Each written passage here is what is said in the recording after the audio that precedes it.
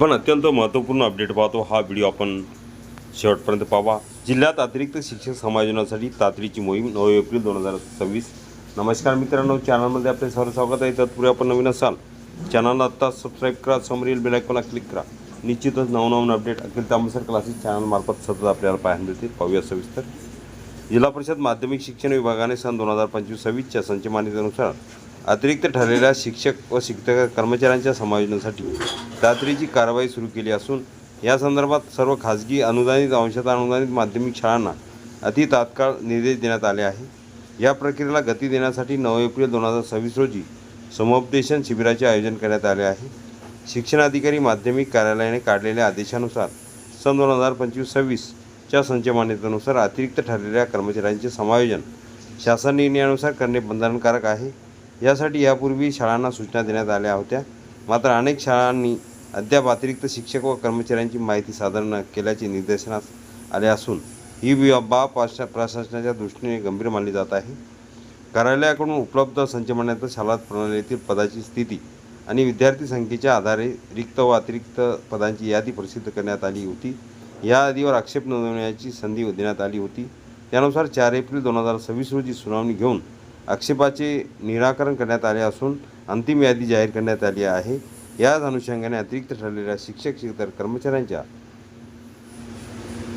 समायोजनासाठी 9 April 2026 रोजी दुपारी 1 वाजता रवींद्रनाथ टागोर हॉल, देवगिरी कॉलेज येथे समुपदेशन शिबिर आयोजित करण्यात आले आहे। या शिबिरात संबंधित शिक्षक शिक्षक कर्मचारी, मुख्याध्यापक, लिपिक यांनी आवश्यक कागदपत्रासह वेळेत उपस्थित राहणे अनिवार्य करण्यात आले आहे। शिक्षणाधिकारी अश्विन लाटकर यांनी स्पष्ट केले की शाळांमधील अतिरिक्त कर्मचारी आहेत त्यांनी आपल्या स्तरावर संबंधितांना सूचना देऊन स्वतः उपस्थित राहावे। तसेच ज्या शाळांमध्ये रिक्त पदे आहेत त्या शाळांच्या प्रतिनिधींनी उपस्थित राहणे आवश्यक आहे।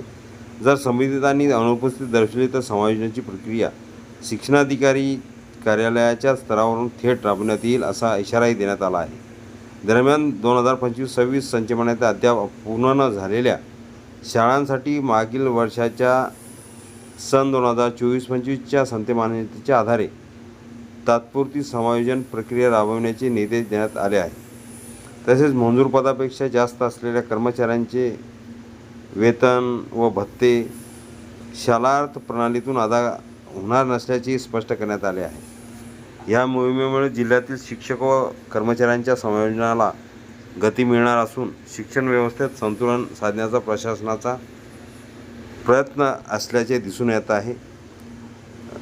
परिपत्रक जर उपयोगी वाटला असेल तर लाईक, शेअर आणि अखिल तांबेसर क्लासेस चॅनलला लगेच सबस्क्राईब करा। पाहूया पत्र, महत्त्वपूर्ण पत्र। या पत्राचे आपण थोडक्यात स्पष्टीकरण बघितले आहे। हे पूर्ण परिपत्रक अखिल तांबेसर क्लासेस चॅनलच्या डिस्क्रिप्शन बॉक्समध्ये लिंक इथून डाउनलोड करू शकता।